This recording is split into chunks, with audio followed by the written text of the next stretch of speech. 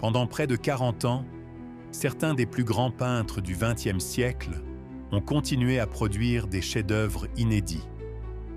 Le problème, c'est qu'ils étaient tous morts. Un seul homme tenait le pinceau. Il n'a copié aucun tableau. Il en a inventé des centaines.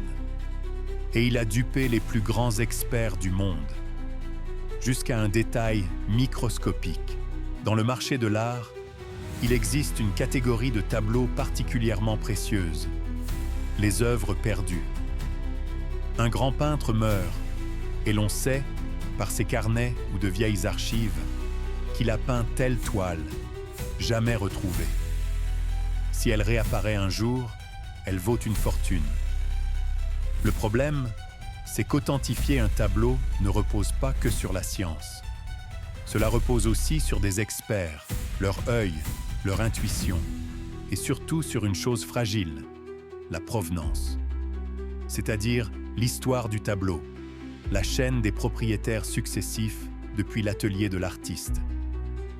Si cette histoire est crédible et qu'un expert reconnu valide l'œuvre, alors le tableau devient authentique aux yeux du marché.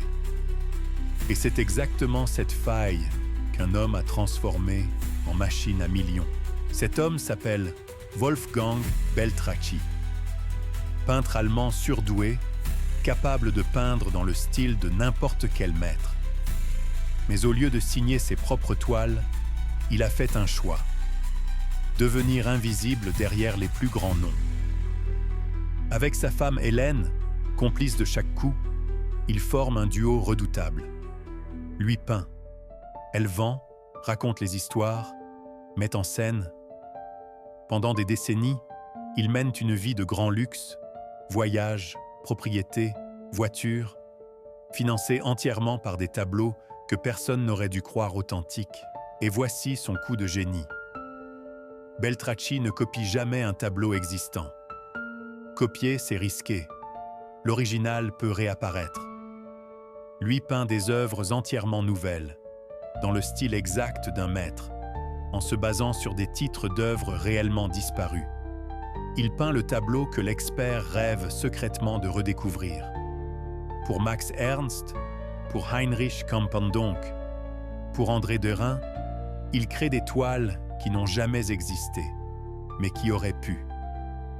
Puis vient la partie la plus diabolique, la provenance. Le couple invente une collection entière, censée avoir appartenu au grand-père d'Hélène. Pour la rendre crédible, ils vont jusqu'à fabriquer de fausses photos d'époque. Hélène pose, déguisée en sa propre grand-mère, devant les tableaux, avec un appareil et du papier photo ancien, pour simuler des clichés des années 20. Munis de cette histoire parfaite, ils écoulent les œuvres dans les plus grandes maisons de vente. Les experts s'extasient, les certificats tombent, les prix explosent. Un seul faux Campendonck se vend près de 3 millions d'euros. Pendant 40 ans, le système est parfait, parce que tout le monde veut y croire. Et puis, un détail. Sur l'un de ces faux Campendonck, des analyses de laboratoire révèlent la présence d'un pigment dans la peinture blanche, du blanc de titane. Un pigment industriel qui n'existait pas encore à l'époque où le tableau était censé avoir été peint, en 1914. Beltracchi avait utilisé un tube de peinture du commerce en faisant confiance à l'étiquette, sans savoir que le fabricant y avait ajouté cette trace.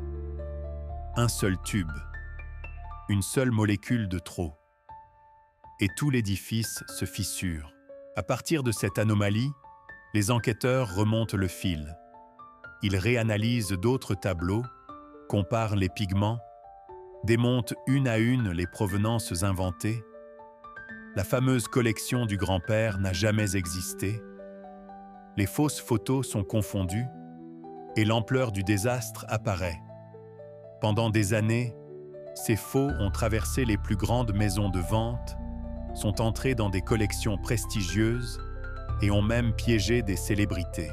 L'acteur Steve Martin, fin collectionneur, avait acheté l'un de ces faux Campendonk avant de le revendre sans se douter de rien. En août 2010, Wolfgang et Hélène Beltracchi sont arrêtés.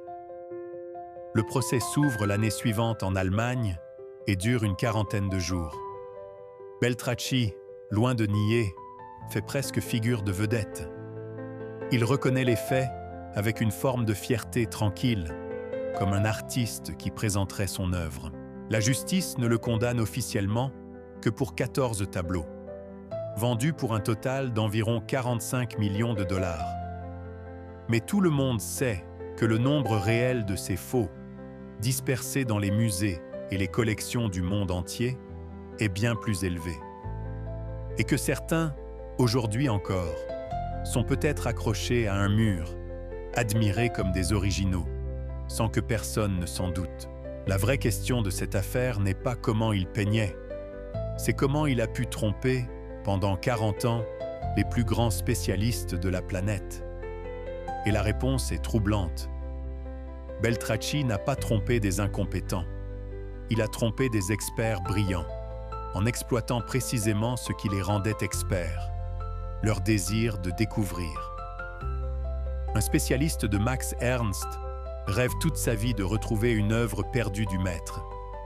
Quand elle apparaît enfin, magnifique, avec une histoire crédible, son envie d'y croire devient plus forte que son doute. Beltracchi ne peignait pas pour tromper l'œil. Il peignait pour caresser le rêve de celui qui regardait. Il a compris que le maillon faible du marché de l'art n'était pas la toile. C'était l'humain qui voulait, désespérément, avoir trouvé un trésor. En 2011, Wolfgang Beltracchi est condamné à 6 ans de prison, sa femme à 4. Mais l'histoire ne s'arrête pas là. À sa sortie, le faussaire devient une célébrité. Il peint désormais sous son propre nom, vend ses toiles très chères, donne des interviews et savoure une notoriété que son talent réel ne lui avait jamais offerte. Et c'est peut-être ça, la leçon la plus dérangeante.